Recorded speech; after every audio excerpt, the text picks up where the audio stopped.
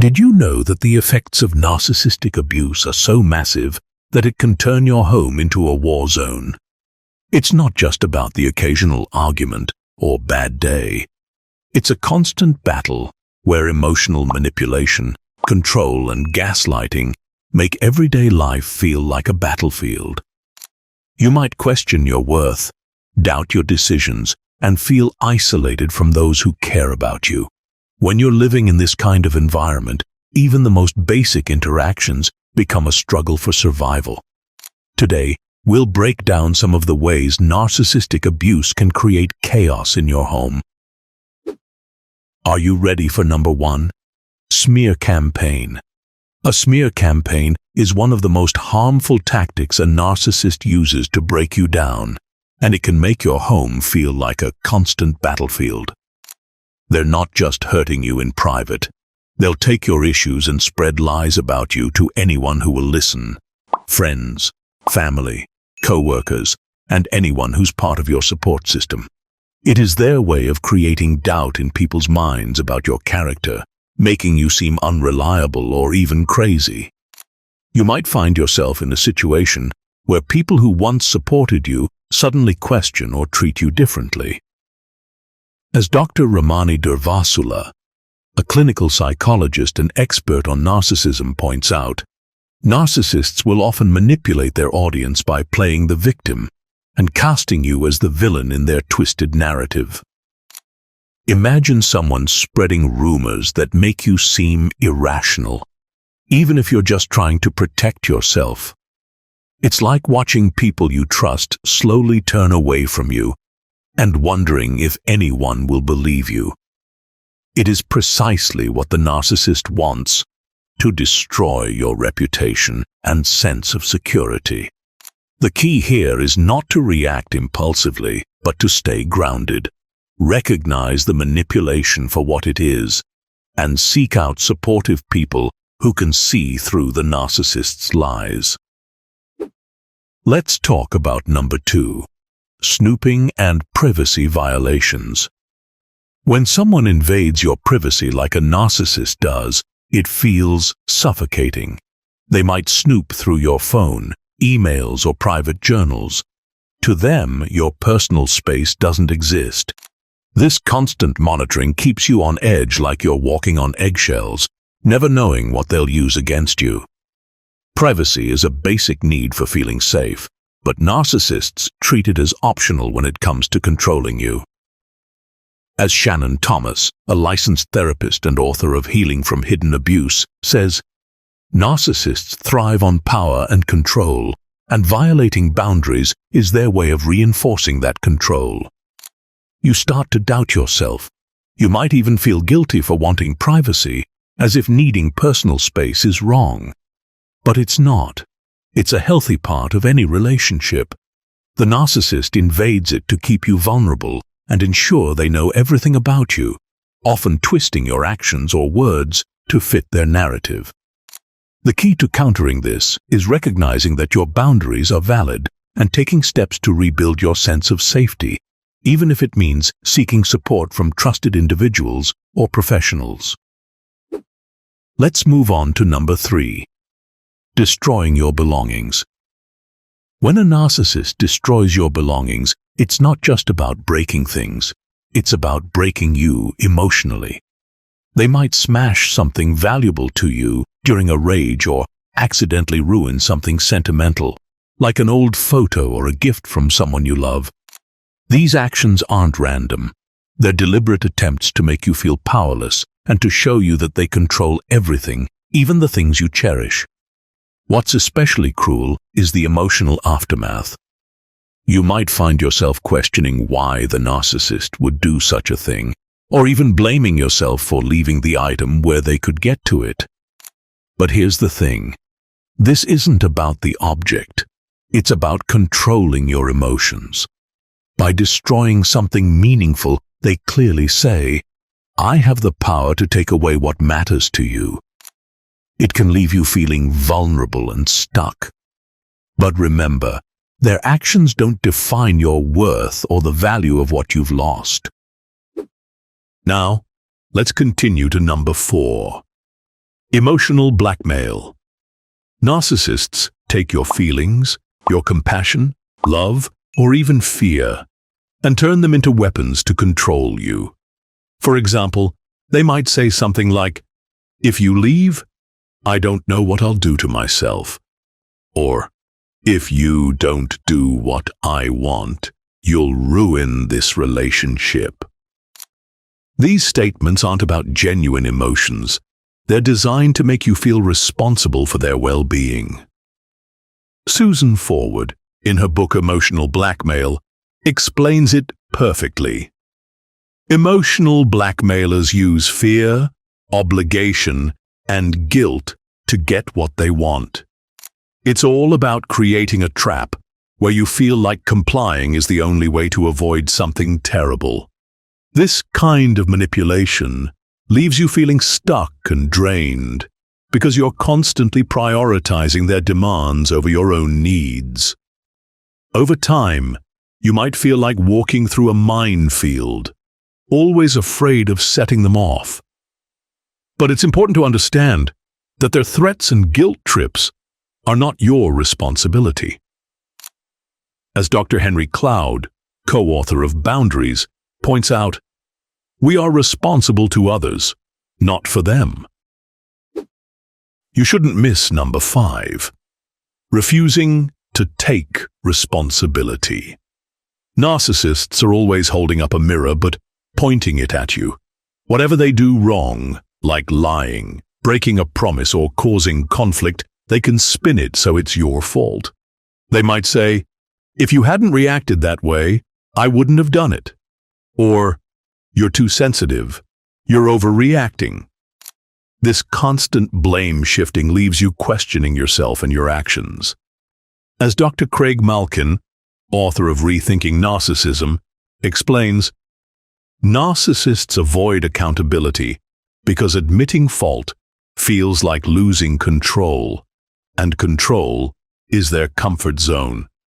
The worst part is how this behavior affects you over time. You start to feel like nothing you do is right, and you carry the weight of the narcissist's mistakes as if they're your own. It's exhausting and makes you doubt your worth. Recognizing this pattern can help you stop taking on their blame. Focus on what you know is accurate, and don't be afraid to set boundaries. Their refusal to own up doesn't have to define your reality. Are you still up for number 6? Unpredictable financial control. Narcissists might control all the money, give you an allowance, or scrutinize every penny you spend. Conversely, they might make impulsive financial decisions without consulting you, leaving you constantly worried about stability. It's not just about money, it's about power. Keeping you financially dependent or in the dark about finances makes it harder for you to leave or feel independent. As Dr. Judith Orloff, author of Emotional Freedom, explains, narcissists use financial control as a tool to dominate and maintain their sense of superiority. The unpredictability of this behavior adds another layer of stress. One day, they might shower you with gifts to keep you compliant, and the next, they might criticize you for being ungrateful or wasteful. It's a roller coaster that leaves you feeling powerless and unsure of where you stand. Over time, this erodes your confidence in making financial decisions, making you feel even more reliant on them. But remember, financial control is not love or care, it's manipulation. Recognizing this pattern is the first step toward taking back your independence, whether seeking financial advice or building a support system to regain control of your life. Let's keep it moving to number 7. Withholding affection. Love and affection should be freely given in any healthy relationship, but a narcissist turns them into bargaining chips. They might suddenly become cold, distant, or even ignore you if they feel you've stepped out of line. It isn't about a misunderstanding or needing space. It's a deliberate way to manipulate you into compliance. When someone withholds affection, it's like they're weaponizing what you naturally crave. Over time, this creates a damaging pattern where you might start walking on eggshells to earn their love back. It's exhausting and makes you question your worth because they've tied your value to whether or not they approve of you. This tactic is a way to keep you under their control by making you desperate for their validation. As psychotherapist Ross Rosenberg explains in The Human Magnet Syndrome, narcissists exploit their partner's need for love, creating a cycle of hope and despair. Breaking free from this cycle starts with recognizing that their affection is conditional and manipulative. True love isn't something you should have to fight for. It's given freely, without strings attached. Here comes number 8. Weaponizing your children.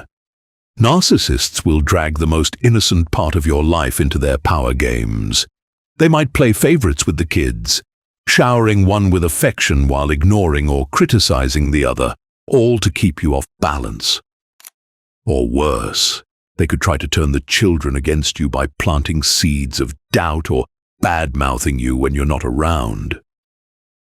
It's heartbreaking because it's not just about controlling you anymore. It's about pulling the kids into their web. This kind of manipulation can create a toxic environment where your children might feel confused or forced to pick a side. Over time, it can damage their emotional well-being, making them question their relationships with both parents. And let's be honest, it's an exhausting and infuriating experience for you as a parent. You're constantly trying to protect your children from being pawns in this emotional chess game. As psychotherapist Karen Woodall points out in her work on parental alienation, when a parent uses a child as a weapon, they rob the child of the ability to trust and form healthy relationships. The best thing you can do is focus on fostering open, honest communication with your kids and providing them with a safe, loving space where manipulation has no place. Finally, we're down to number 9. Isolation. Narcissists may start planting seeds of doubt about your friends or family, saying things like, "They don't care about you," or "They're just jealous of what we have." Over time, you might distance yourself from supportive people because the narcissist convinces you they're the problem. Psychologist Craig Malkin, in Rethinking Narcissism, explains, narcissists thrive when they can control the narrative, and isolation ensures you hear only their version of reality. The scary part is how isolating this feels. Without your usual support system, you can feel trapped, like you have no one to turn to. This is precisely what they want, to make you dependent on them for validation, comfort, and even your sense of self-worth.